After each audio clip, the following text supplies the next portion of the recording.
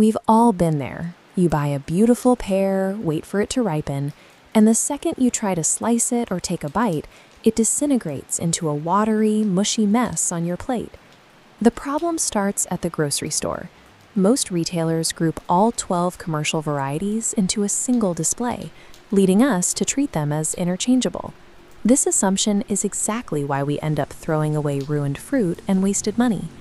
Culinary failure happens when a specific cellular fiber structure is mismatched to the kitchen task at hand. Every pear variety forces a choice between two opposing forces: structural integrity versus immediate juiciness. This chart maps those options. On the y-axis, suitability for baking and high heat.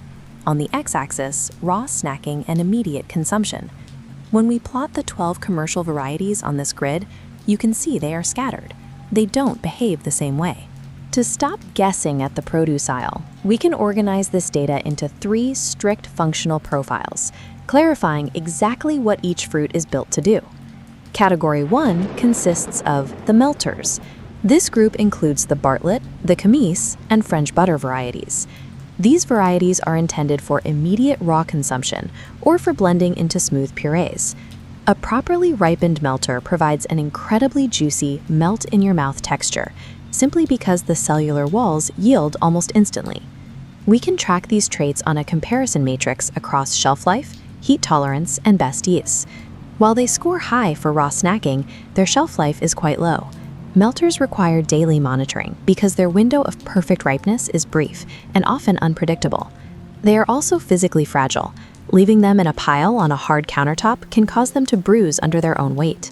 Attempting to bake, poach, or roast a melter causes the fruit to slump and dissolve into a thin soup. The melters offer the highest immediate reward for snacking, but they carry a high risk of over-ripening if neglected for even a day. Category 2 is the structurals, comprising the Bosc, Anjou, Concorde, and Seckel varieties. These are the heavy-duty options, selected for high-heat applications like poaching, roasting, and baking. Their dense cellular fiber network allows them to maintain their physical shape even when exposed to prolonged oven heat. This column shows how the structurals contrast with the melters in every category. They score maximum points for heat tolerance, which allows them to sit in a bath of simmering wine or spices and absorb those flavors without breaking apart.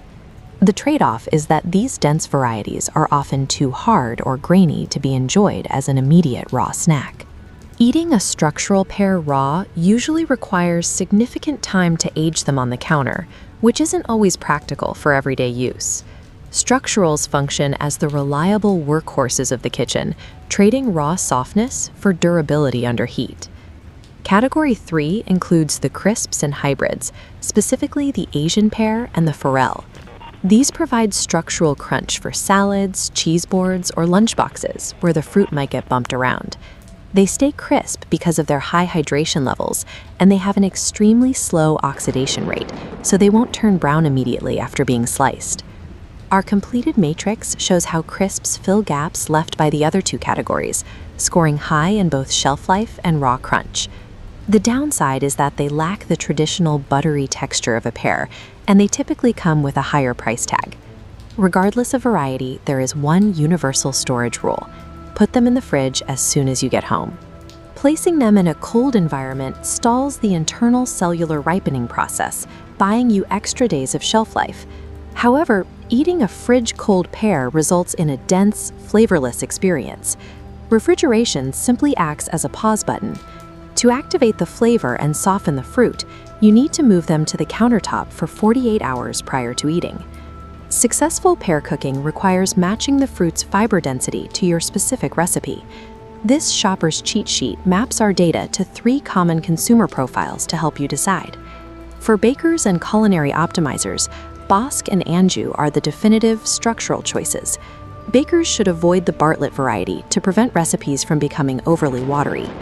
If you are hosting, Comice and Asian pears are premium investments for better visual and flavor aesthetics. Comice pairs well with soft cheeses, while Asian pears provide a crisp, non-browning addition to charcuterie boards. For the everyday snacker, Asian pears offer durability for transport. while Bartletts provide the best experience for immediate, soft eating. It helps to stop viewing the grocery store display as a single monolithic category. Identify your specific culinary use case first, and then buy the biological tool built for that exact job.